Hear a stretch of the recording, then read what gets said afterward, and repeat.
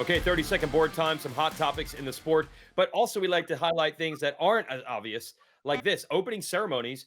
Hayden Deegan graduates from high school thanks to the on track school. And I know that seems kind of weird because for most of us graduating high school, even you, JT, you did graduate regular high school, public high school while racing, right? I did, yeah. I went to university for a couple years. But look, times have changed. Every parent in every sport has become much more specific. And this is going to be a rule. You're going to have the graduation, the degree to race the 450 class in the future of this sport. So this is the way it's going. And look, we all know Hayden Deegan is probably going to do well in life with or without the education. This is cool that they decided to do this. And then when you put it on display, it's letting all the other riders who may not make it in the sport and letting them know this is still important, even if you're one of the brightest shining stars in the sport. Yeah, this is awesome. And he also joins the graduating class of Ricky Carmichael, who went this same route, 25 years later or so. But it is a really cool thing. And the MX Sports Mr. Do-It-All, Tim Cotter, was there to walk Hayden down the aisle and present him with the diploma. So it was just a really good, feel-good moment. But I think what kind of caught me off guard is Hayden's thinking about this first moto and all the things that go into the sport and the pressure, and he's trying to be locked in. And they're like, hey, we're going to also have you go graduate high school right before you have to go line up as well. So it was this converging of all these emotions. But in the end, it's awesome. I hope that more people will follow this path, because what I always tell people is, great, chase your dreams of racing motocross, but don't mortgage your future and the opportunities past racing just to accomplish what you want to do in the racing world as well. Yeah, and I think that's Hayden being a bit of a role model. Again, with everything they've got going on, even if the racing doesn't work out, he'll probably be fine. But this is inspiring other riders to say, if he does it, well, then I definitely need to do it. Similar with the morals here, this is interesting from practice. So Ryder DiFrancesco goes down. Another rookie rider, Caden Broswell, who probably would like to beat him on the weekend, is the only person that's able to help him get back up.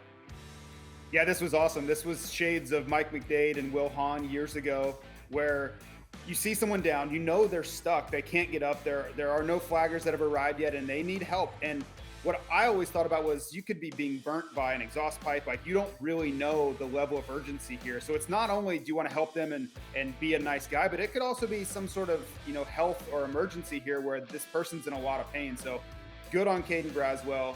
It made me cheer for him. I put him on my fantasy team simply because of this move, and it makes it really easy to cheer for a guy like that. The penalty, JT, you broke this news with Hunter Lawrence here after the race day was over. Yeah, I got tipped off during the 450 moto, and of course, you never want to report news that you haven't verified, especially something as significant as championship points being taken away from the leader. So I went in and did some homework and talked to people that I could trust, that I know hadn't really talked to each other about this. And once I felt secure with verification of this, we reported it right after the 450 podium. And it's unfortunate for Hunter. I know he was unhappy about it. He was pretty vocal about that in the press conference. Yes, it's a bummer, but if you're looking for a silver lining, he still does have a commanding points lead leading High Point. Yeah, the 7-point penalty will apply, we believe, both Super Motocross World Championship and this 250 Motocross title, of which both he's in good position anyway, but every rider wants every point they can get. And what does help his title defense or attempt to win this title, unfortunately, some bad news from Justin Cooper, who was really starting to put things together until this crash here. Yeah, that was a bummer. I missed it. I had my back turned, and I heard the crowd before I saw the crash or the any of the consequences of the crash. And then, guys crash quite often in practice, and you don't really think much of it. These guys are so tough, and they've gone through so much over the course of their career. But watching him on camera, I knew something was immediately wrong, because I always gauge how urgent they are to go try to find their motorcycle, right? Are their thoughts immediately, I need to get back on my bike and back into this qualifying session, or are they completely disassociated from that? And I saw him not wanting to move. He didn't really want to do a lot. So I'm like, that's typically a bad sign. Unfortunately, things got worse after he arrived back at his team hauler. They ended up taking him to the hospital, because when I saw him riding on the back of his motorcycle going back to the truck, I'm like, he'll be okay. We should see him in Moto 1 here in a couple hours. But things got worse. He ended up going to the hospital and then had to stay overnight at the hospital. And looking at some of the images he posted on his Instagram, that was a pretty heavy hit. So let's hope for the best for Justin. Let's hope we get him back sooner rather than later. But both to his championship and Super Motocross World Championship playoff aspirations. This was a pretty heavy hit. Yeah. So he did post on Sunday night on Instagram that he's doing better now, but it was a scary 24 hours. So get well soon to Justin Cooper. We don't know if we'll get him back at Redbud or not, but in this case, it's a whole lot more serious than just points.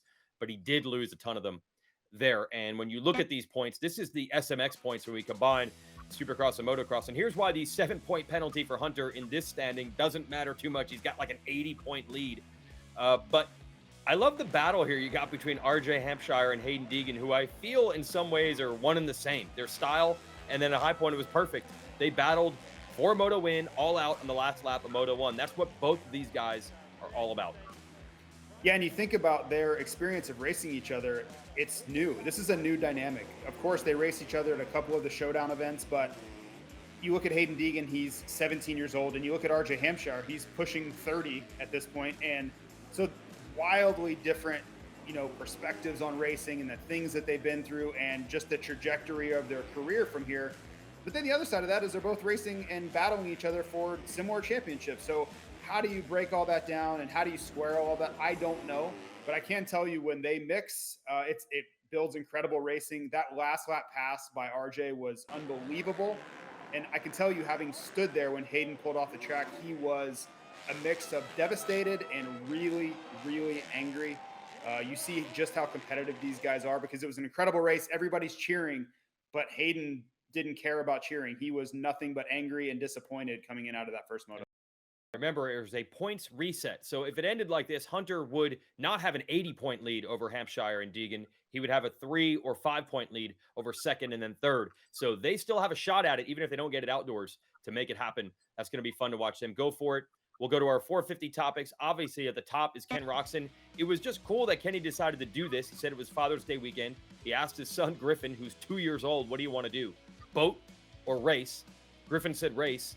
I didn't know Kenny would be this good. This is like maybe even better than Kenny was last year. And he's never even raced this bike in motocross. This was a spectacular performance.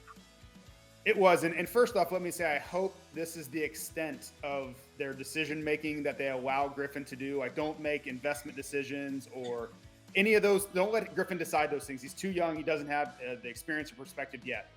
Of course, kidding, but it was awesome all the way around to see him there, to see him perform at that level on Father's Day weekend. He has a 2-year-old. His wife Courtney's pregnant with their second child. So you have all the storylines there. That it was such a feel-good moment. And he brought so much to the racing dynamic. We really hadn't seen anybody challenge Jet since Chase Sexton left the series. And in comes Ken Roczen on a Suzuki for the first time racing that motorcycle outdoors last minute. And he gives us some of the best battling of the series thus far. So I hope he comes back for more. I think that's the plan. It sounds like he had a great time and wants to jump back in the series here and there. But yeah, I do nothing but welcome it. And as if that's not enough, look, if you tell the fans you're going to get Roczen leading laps and pushing Jet, that's satisfactory. As a bonus, we got a retro Adam Cianciarulo ride, and then you have Roczen and Cianciarulo battling for the lead. Look, we thought we were going to get that over a 10-year span every week. It's really not materialized for either of them as much as we thought. But for a brief moment there, that second moto, that was electric. It was, and Adam really put in a vintage ride. We haven't seen that level from him in motocross for quite a while. And I have to wonder if some of the, he's been really experimenting with therapies and trying outside the box things with his arms to try to get more feeling and feel better weight in the motos. And I wonder if some of that is starting to pay off. That's something I want to dive into in the coming weeks. Is like, hey, are you noticing? Is that a part of this? Because he's really struggled with this over the last couple of years. Speaking with him before the Supercross season started, he was in a really tough spot with that. He didn't know what level his arms would let him perform at. And to see him go down and really put in elite level lap times and flash that speed that has really been Adam Cianciarulo's calling card over the course of his career was a really positive sign. Yeah, he actually said more so, I think he's learning to ride around it. It's a grip strength problem, and he's hoping that the grip strength gets better, but he is changing his approach on the motorcycle and his race strategy. Honestly, probably riding a little bit more like Jet Lawrence, who deceives us at all times. You can never tell how hard he's trying. And that was really the case over the weekend. We talked about it already with Carmichael. But look, we can talk about Roczen, Cianciarulo, maybe Jet not being at his best. He's still 8-0. It's an unbelievable start to a 450 career. Yeah, this was as close as it seemed so far that he wasn't going to get it done. Yes, Chase Sexton really challenged Jett in the second moto at the opener, but he was 10 seconds down in the moto, and I was ready to throw in the towel on this streak because it didn't seem like he had much charge left in him. He didn't look like he was making inroads to closing this gap down, nor was he did he look like he had any aggression to try. And maybe that's where it gets so deceiving with Jett is the difference between him trying his hardest and him cruising around is so minimal visually. But yeah, to his credit, he figured things out. He mentioned that he was struggling with the bike and they had made changes that weren't necessarily a positive change. But man, once he sorted that out and figured out how to ride his motorcycle, which it would take me a very long time to explain to you how difficult that is to figure out a motorcycle change and then adapt to it and apply those changes in your riding, not only just to get around the racetrack, but be the best racer on the track and close down a 10-second deficit to a world-class racer like Ken Roczen. That's something that's just not very common in this world. So more respect was earned by Jett, and it still lends to the question of where is this kid's ceiling? Because every time he's challenged and someone ups the ask, he finds an answer to it. Yeah, and then even further, it's long-term thinking and short-term because he's not taking these huge risks that could undo a phenom like this. We've seen it plenty of times before. Someone has the ceiling and then the injuries get to them. He's doing so many things to prevent. There's only so much you can do in racing, but prevent that from happening. Real quick, we want to give you these updated Super Motocross point standings, combining Supercross and Motocross together. Well, he's done it. Cooper Webb, his strategy has paid off. He's now into sole possession at the top of the board. He was tied with Sexton going into High Point. Another top 5 result. I'm sure he'd like to be on the podium, but look, now he's got a big gap over Sexton and everyone else. And you know, JT, that's got to be Webb's goal. Have the 25 points going into the playoffs, be the #1 seed, and it's working out brilliantly.